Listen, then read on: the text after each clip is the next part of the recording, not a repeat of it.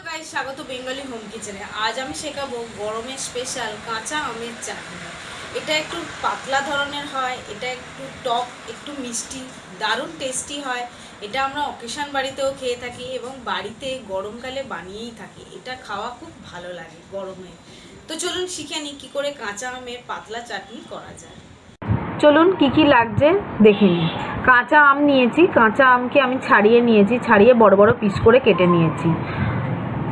নুন, হলুদ, সর্ষে ফোড়ন দেওয়ার জন্য, সর্ষের তেল, আর আপনাদের টেস্ট অনুযায়ী চিনি নেবেন। এবার গ্যাস জেলে কড়াটা বসিয়েছি, কড়াটায় অল্প দেখছেন যত পারবেন অল্প তেল দেবেন।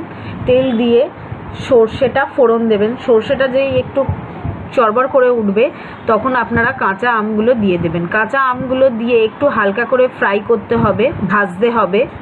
বেশি লাল করে ভাজবেন না, দেখতে ভালো লাগে না। একটুখানি হালকা লাল লাল করে ভাজলেই হবে। নেড়েচেড়ে নিতে হবে। নেড়েচেড়ে নেওয়ার পর জল দিয়ে দিলাম। জল দিয়ে এবার নুন আর হলুদটা দিয়ে দেবো। অল্প একটুখানি নুন দেবো আর অল্প হলুদ দেবো জাস্ট কালারের জন্য। আমার ইনগ্রিডিয়েন্টসের ডিটেল কিন্তু ডেসক্রিপশান বক্সে দেওয়া থাকে সবসময়, সব ভিডিওয়ে প্লিজ চেক করে নেবেন কত কী পরিমাণ নিয়েছি। দেখুন 2 থেকে 3 মিনিট ফোটানোর পর আমাদের আমগুলো সেদ্ধ হয়ে গেছে। আমগুলো সেদ্ধ হওয়ার পরেই আমরা চিনি দেবো।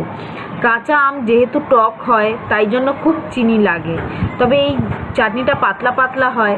এবার চিনি দেওয়ার পর আমরা 3 থেকে 4 মিনিট মিডিয়াম আঁচে ফোটাবো যতক্ষণ না আমগুলো সফট হয়ে যায় আর চাটনিটাও আমাদের একটু ঘন হবে। তবে এই চাটনিটা একটু পাতলা পাতলা মতনই হয়। দেখুন আমার হয়ে গেছে, আমি সুইচ অফ করে দিলাম। কিছুক্ষণ বাদে আমি এটা পরিবেশন করব। চাটনি কিন্তু ঠান্ডা ঠান্ডাই ভালো লাগে।